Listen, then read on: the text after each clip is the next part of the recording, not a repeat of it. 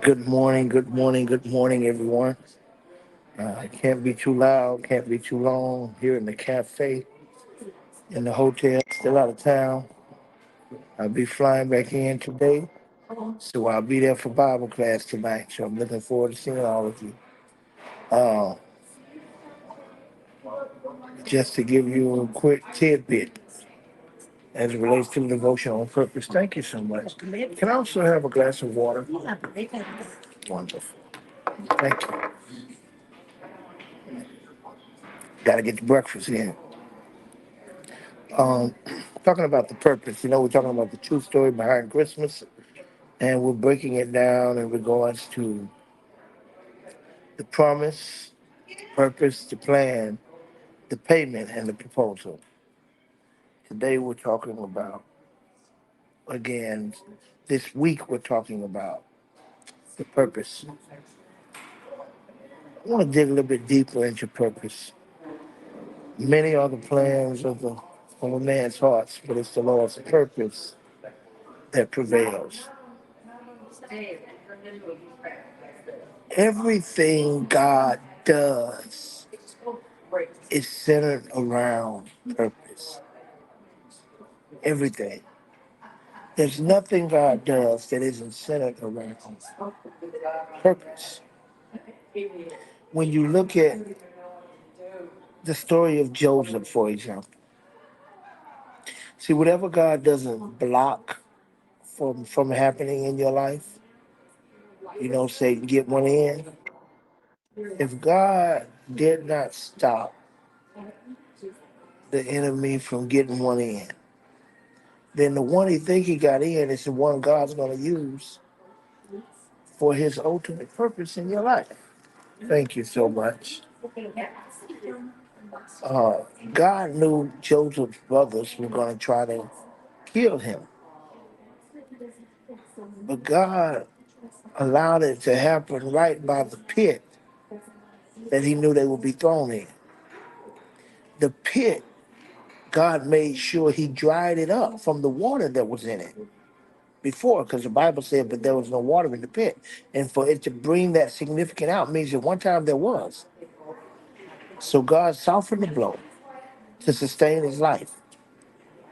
And he allowed even the timing to be right as the slave traders would be passing by, because he needed to get Joseph to Egypt, which would later be the place of provision for the famine that was to come in the future. So he was already positioning Joseph not only to bless him, but to make him a blessing to preserve the lineage of Abraham. Think about this. God's making moves today that's going to affect years to come that you have no idea of. That's why it requires patience from us, because his purpose prevails.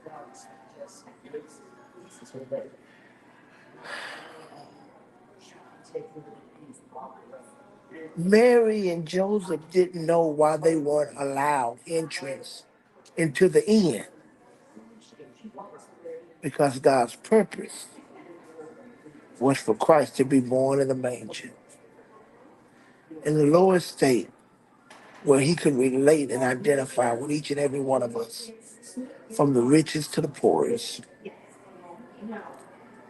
And also, the barn was a much better hiding place, because Herod wanted to kill him.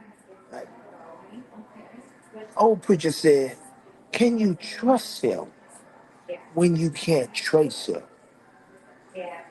Can you settle in the fact that if you believe God's promise, his purpose is working for the good? So don't be moved by what it looks like. Be moved by what he promised it would be like, because it may not look like it. But all of these dots are connected according to his purpose. I can look back over so many things in my past Well, now I can understand why I had to go through that, why this happened, why that. But when I was going through it, I had no idea. I thought God was just mean to me, not knowing He was looking out for me when I didn't have sense enough to look out for myself. There's always a greater purpose in God's plan. Jesus is the purpose. He's the Savior of the world. Thank you so much. All right. Well, y'all, I'm about to have my hands full, so I gotta go. Let's see. Can I get that on there? Yeah.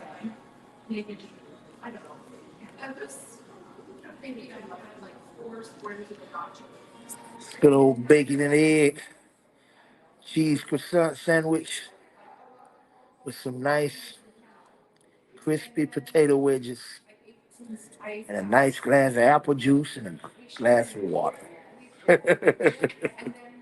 God bless you all. I'll see you when I'm back on that end. Tune in tonight, 7 p.m. or meet me tonight. And remember, for all those that want to be altar workers or prayer warriors, got two more weeks left in that class. I'll be teaching that class, the altar workers prayer class, tonight at the church at 6 p.m. It will not be streamed live. Unfortunately, you'll have to be in the building. So God bless you. Till next time.